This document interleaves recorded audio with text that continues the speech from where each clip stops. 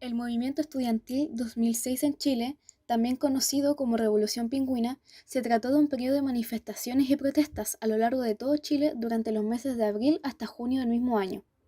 Las demandas principalmente fueron exigidas por los estudiantes secundarios, pero de igual manera participaron algunos estudiantes de educación superior. Este movimiento ocasionó un cambio que trascendió a lo largo del tiempo, con el fin de una educación mejor para los estudiantes de Chile. A continuación, un estudiante del Instituto Nacional nos dará su punto de vista y sus experiencias sobre este movimiento estudiantil pingüino. En mi perspectiva creo que fue muy importante, bueno, por varias razones. Primero, porque existía un descontento a nivel general por cómo se estaban dando las cosas en la educación en ese tiempo. Había muchos más cosas con las cuales la población, la ciudadanía no estaba conforme en esa época de las que, por ejemplo, hoy día existen. Eso por un lado. Por otro lado también creo que fue importante porque eh, fue un hito clave en que la gente se pudiera tomar la voz para poder exigir algunas cosas.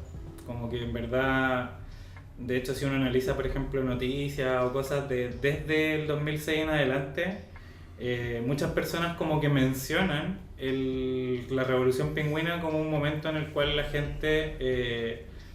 los escolares, de hecho los estudiantes y las estudiantes de esa época, pudieron ser valientes para exigir derechos.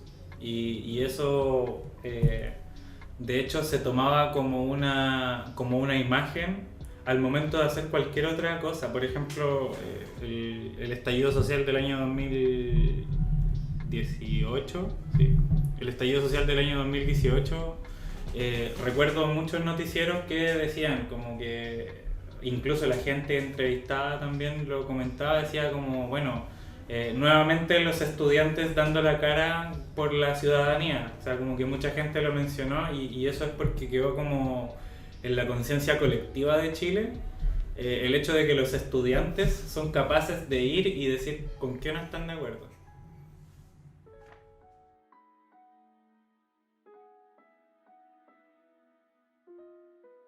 Yo estudié en el Instituto Nacional en Santiago y la participación de ese colegio, como en cualquier otra manifestación de esos años, incluso en los de ahora, obviamente siempre fue eh, una institución sobre la cual están todas las miradas. Eh, el Instituto Nacional como que no puede hacer algo sin que la prensa, sin que la gente se entere de lo que está pasando ahí. Es como por así decirlo un emblema. En su tiempo fue un emblema de la educación pública y creo que desde ese tiempo y sobre todo desde la Revolución Pingüina en adelante, creo que es un emblema de la educación a nivel nacional y por lo tanto no sé si podría asegurar que el movimiento pingüino se inició en el Instituto Nacional. Creo que sería muy Barça decir eso, pero creo que sí sirvió de ejemplo para muchos otros colegios que en verdad, eh, en esos colegios los estudiantes también tenían inquietudes, también tenían cosas que no les gustaban, pero el poder ver un colegio emblemático como el Instituto Nacional, como el Carmela Carvajal, como el Confederación Suiza, como el Liceo de Aplicación o el Liceo de Las Tarrias, Liceo 7, Liceo 1, poder ver como todos los estudiantes como más emblemáticos movilizándose para poder cumplir con lo que queremos, como para que se visibilicen nuestras demandas. Creo que en ese sentido sí fue una participación súper importante como ejemplo.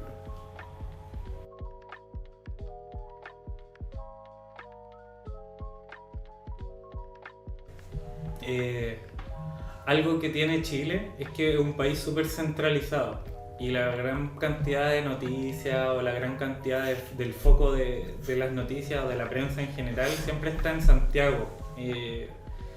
Y creo que justamente por eso mismo y porque yo pertenecía también a la región metropolitana en ese tiempo, ni siquiera fui capaz de mirar y darme cuenta de que existía más país que Santiago, como que Chile era más que solo Santiago. Para mí, como un personaje que vivía en la capital y que toda su vida había estado en la capital, solo existía Santiago. O sea, por supuesto, uno sabe que existen todas las regiones, pero como te hablan todo el rato de cosas que suceden en Santiago, eh, al final te vas olvidando un poco de lo que pasa afuera.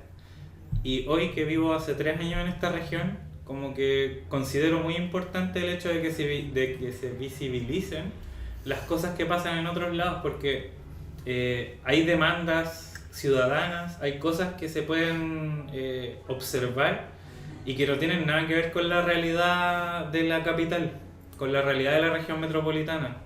Y ahora, respondiendo a la pregunta que ustedes hicieron, no tengo mucha información respecto de lo que pasó justamente por esta invisibilización que existe respecto de las cosas que no son donde está la mayoría de las personas.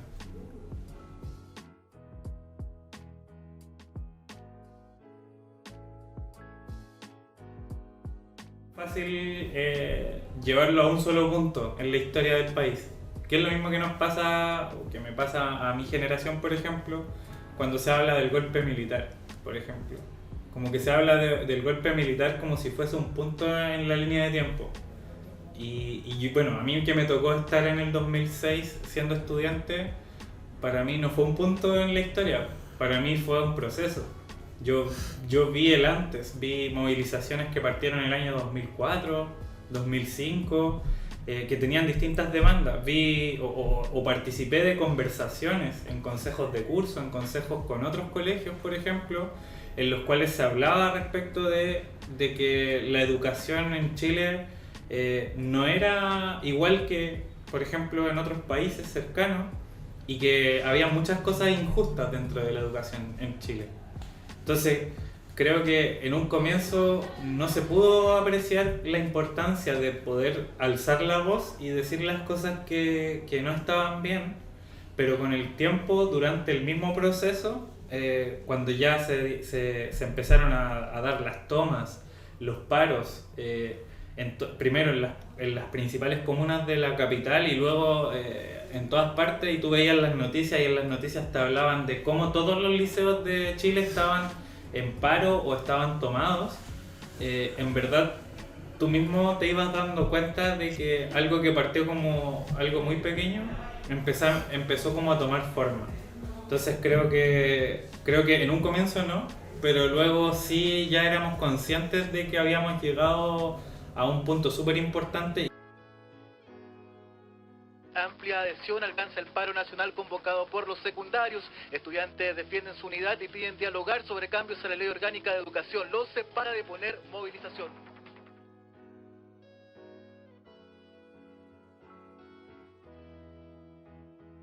Yo recuerdo siendo estudiante en primero medio, estando en esa revolución pingüina, y creo que de lo que más se hablaba en ese momento era de cambiar lo que significaba como la orgánica de los colegios en Chile. Hubo un conflicto súper grande, por ejemplo, con respecto a la ley que regía la educación en Chile en ese tiempo, que era la LOCE, la Ley Orgánica Constitucional, que en verdad se criticaba mucho porque era demasiado estructurada y no dejaba libertades para muchas cosas. Por ejemplo, en términos, y ahora eso lo entiendo también porque soy profesor, en términos curriculares, por ejemplo, la Ley Orgánica Constitucional de Enseñanza quizás suena muy sutil, pero en verdad es un cambio súper grande. El hecho de que el currículum, cómo se organizaba, estaba en base a un marco curricular. Y la palabra marco es una palabra muy fuerte, porque la palabra marco te dice que tienes un marco y que no te puedes salir de eso. Y por lo tanto, en el fondo hay como un discurso de control por sobre qué son las cosas que se tienen que estudiar obligatoriamente. Luego de la Revolución Pingüina, años después, se logró concretar lo que es la LGE, que es la Ley General de Educación, que hoy día todavía es válida. Y la Ley General de Educación, por ejemplo, en ese mismo término, ya no habla de un marco curricular, sino que habla de bases curriculares.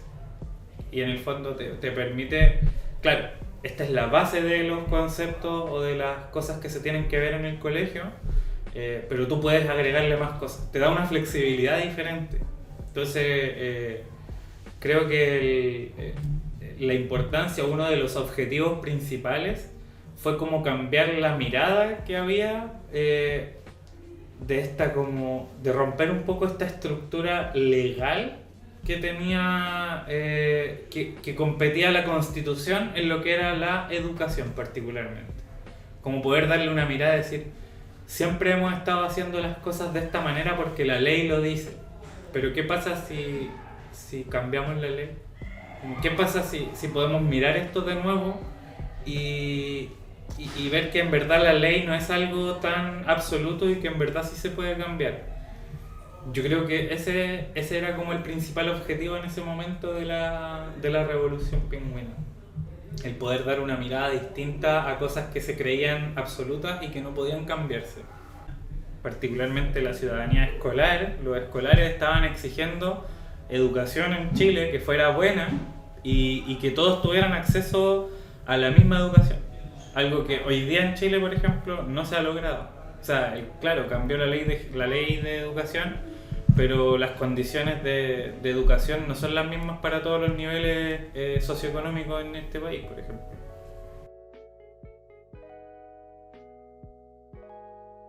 Yo creo que el cambio más importante es el haber cambiado la ley y formular un proyecto de ley y un decreto de ley y ahora una ley general que incluso desde que se formuló, no recuerdo muy bien el año, me parece que fue 2009 que se votó la Ley General de Educación y desde ahí empezó a regir, pero después de eso han habido muchos decretos nuevos que han ido como formando nuevas aristas de lo que son los cambios que se exigían en ese momento. Entonces creo que se ha trabajado bastante en los cambios. O sea, si uno mira el papel original de la ley y lo compara con lo que ahora tenemos, en verdad ha cambiado bastante. Por ejemplo, el mismo sistema de módulos electivos que hoy día tenemos y que los estudiantes y las estudiantes sean capaces de escoger algo que les guste o que les llame la atención y poder seguir una línea de eso sin necesidad de tener asignaturas que a lo mejor en las cuales no estoy interesado, creo que ha cambiado bastante. Si bien a lo mejor no en todos los casos se puede dar por una cuestión de recursos temporales o recursos humanos de profesores que puedan hacer esas asignaturas, creo que estamos mucho mejor respecto de ese tiempo. Creo que eso es como uno de los principales cambios visibles como en el transcurso. Y con respecto a lo otro que les había comentado delante de la relevancia que tuvo el movimiento a nivel ciudadano, creo que también, o sea, el estallido social, por ejemplo, del 2018 no hubiese sido posible sin la Revolución Pingüina antes.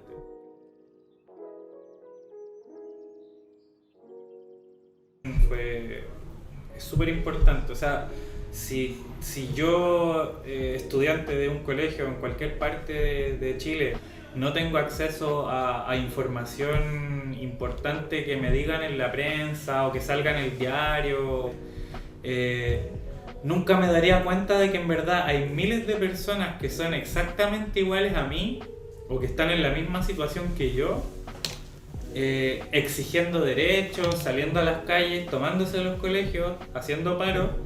Entonces no tendría como la voluntad o la fuerza, por así decirlo, para pararme y decir yo también lo voy a hacer. Entonces creo que en ese sentido es súper importante el rol que tuvo la prensa. También tiene, por supuesto, influencias negativas de la prensa, porque la prensa es súper sensacionalista. Entonces busca aquellas escenas o aquellos momentos en los cuales hay conflicto y se aprovecha un poco de este conflicto para poder buscar más televidentes o tener más rating, por ejemplo, y que las personas vean más ese canal o ese programa, porque en ese programa, por ejemplo, va a haber un conflicto. Recuerdo bien que existían dos agrupaciones importantes, ¿ya? Una era la ACES y la otra era la AGES en ese tiempo. No me acuerdo cuál de las dos era cuál, pero en el fondo ambas agrupaciones consistían en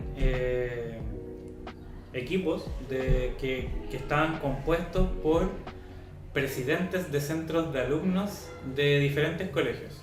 De hecho, de distintas partes. Habían algunos consejos que eran como por sectores de la capital, por ejemplo, y habían otros que eran como más general de todos los estudiantes. No estoy seguro si es que participaban en esas asociaciones de estudiantes gente que no fuera de la región metropolitana. No lo recuerdo muy bien. Pero en el fondo era eso, eran agrupaciones que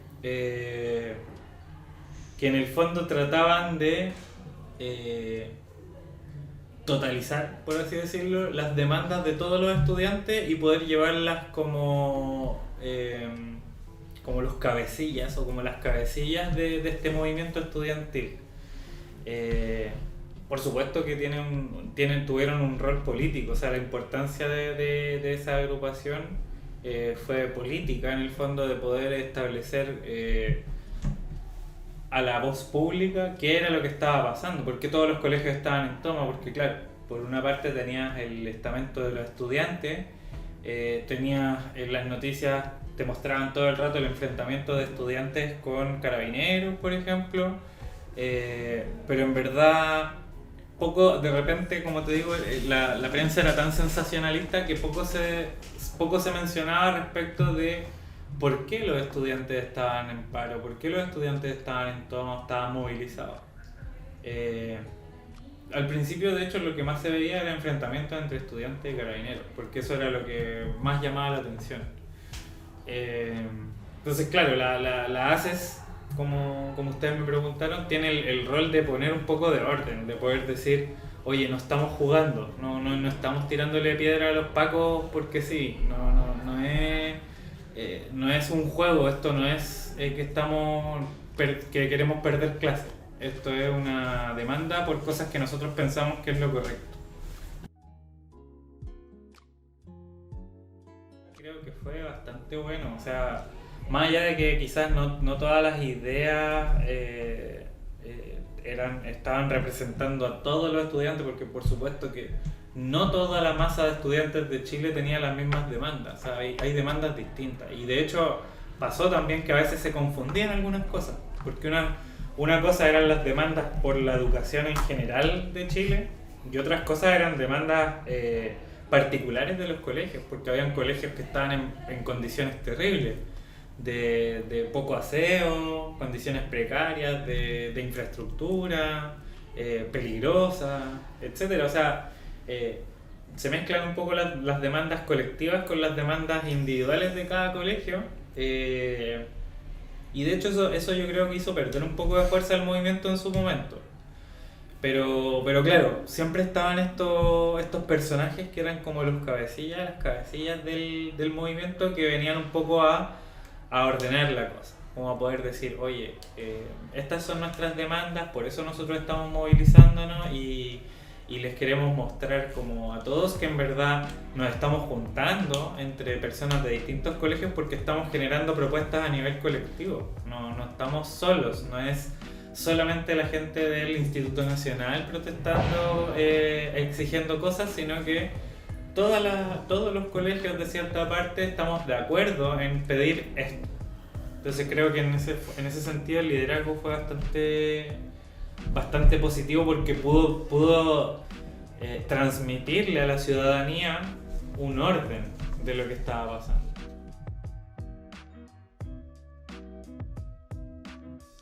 No lo sé, pero lo puedo intentar adivinar, porque sinceramente creo que me imagino que en todas las regiones debe haber pasado algo similar, que era tratar de mantener o manejar el orden público mediante el uso de fuerzas especiales de carabineros. Entonces me imagino que las reacciones ante tanta movilización, antes de que todo se saliera de control, era ejercer el control por la fuerza. Y por lo tanto eso debe haber sido una de las primeras, uno de los primeros, por así decirlo, como represalias que tuvo este movimiento por parte del Poder Ejecutivo. Ahora, como Estado, no sé, la verdad, desconozco cómo si a nivel regional se pudo influir a nivel, como en una respuesta a nivel estatal. Creo que el principal eje que podría un poco manejar esta relación sería la ACES, porque en el fondo era el liderazgo de estudiantes a nivel nacional.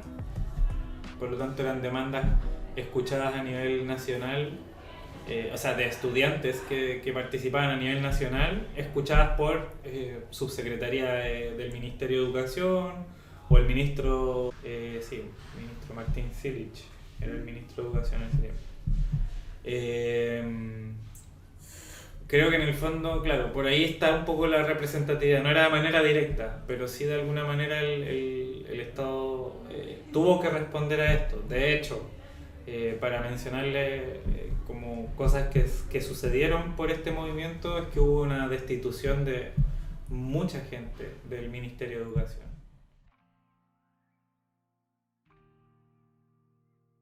Primero hubo una etapa de, como lo veo yo en el fondo, hubo una etapa de esto se nos está saliendo un poco de control, tratemos de controlarlo utilizando la fuerza pública para mantener el orden civil. Creo que ese fue como el primer efecto, y que de hecho era un efecto inmediato que tenía el Estado de Chile en toda manifestación de varias personas. Como que siempre existía esta respuesta rápida de decir, ya, fuerza pública, vamos, que se acabe la manifestación. Un poco por poner orden, que lo entiendo, porque en verdad también hay harto desmanes, hay hartas cosas que se rompen, infraestructura pública, semáforos, qué sé yo, paraderos. Pero por otro lado también un poco por ejercer el control, por ejercer un poco el control de la situación, y que en el fondo este desorden, este caos que produce la manifestación puede traer consecuencias para el bien público, digámoslo así, podríamos decir. Pueden haber personas que salgan heridas de esto, y por lo tanto hay que cuidar la seguridad de la ciudadanía, que era una de las posiciones, ¿cierto? Y otra que en el fondo también es válida de pensar, que es como, bueno, no queremos que se rompa el status quo, es decir, como la inercia que tenemos hasta ahora como sociedad, porque hasta ahora todas las cosas están funcionando de lo más bien y por lo tanto queremos que continúen de esa manera. Entonces, mandemos a la fuerza pública. Eso creo que es la primera interacción. Después, cuando ya el movimiento está un poco más estable y se entiende que esto no es un juego y que no es solamente tomarse los colegios porque es entretenido, y que en el fondo viene esta formación de la agrupación de estudiantes secundarios con los líderes del movimiento pingüino, y empieza a haber como una razón política que es validada por el adulto chileno, ya la perspectiva tiene que cambiar, porque ahora ya no nos estamos enfrentando a un grupo de estudiantes que están jugando y haciendo desmanes porque son jóvenes y quieren divertirse, sino que están exigiendo demandas que para la persona que vive en su casa y que tiene una persona, digamos, una persona normal de Chile, le encuentra la razón a algunas de las cosas que están diciendo los estudiantes, y por lo tanto ya no podemos solamente reprimirlos con la fuerza pública. Entonces, lamentablemente ahora vamos a tener que sentarnos en una mesa a dialogar y vamos a tener que escuchar qué es lo que quieren, para ver de qué manera podemos complacer un poco esas necesidades de la ciudadanía, porque ahora ya no era solamente los estudiantes, porque ahora había un apoyo de la ciudadanía. Generalmente pasaba esto, cuando una movilización se salía de las manos, paren la movilización y nos sentamos a dialogar. Y resulta que paraban las movilizaciones, existía una mesa de diálogo y después no se hacía absolutamente nada. Para evitar que pasara eso, obviamente los paros y las tomas no pararon, no se detuvieron, siguieron ahí porque no servía solamente el diálogo. Había una necesidad de algo más que el diálogo y por lo tanto no se iba a detener ahí. Entonces ahí creo que hubo una tercera etapa que era un poco más ejecutiva, donde se creó una comisión para cambiar la ley orgánica de enseñanza, donde también después se metieron los universitarios para exigir demanda y así.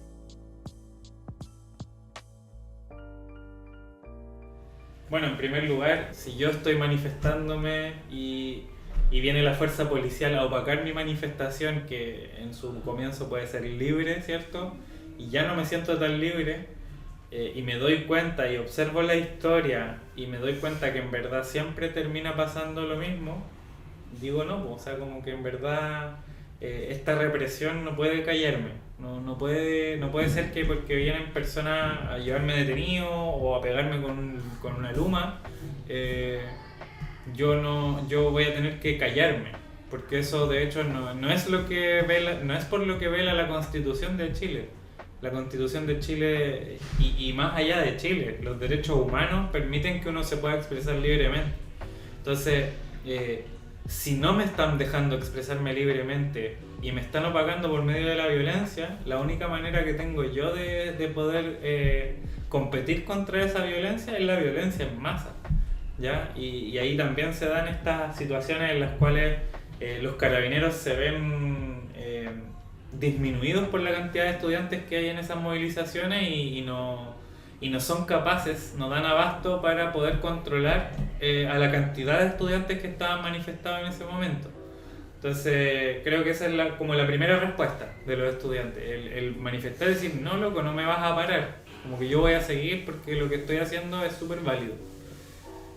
Luego cuando hay diálogos, creo que la primera respuesta de los estudiantes es no creer, porque la gran mayoría de las veces, como les mencionaba antes, el diálogo era nada más que algo para quedarse tranquilo y para que todos volviera a estar en el orden en el que acostumbran a estar las cosas.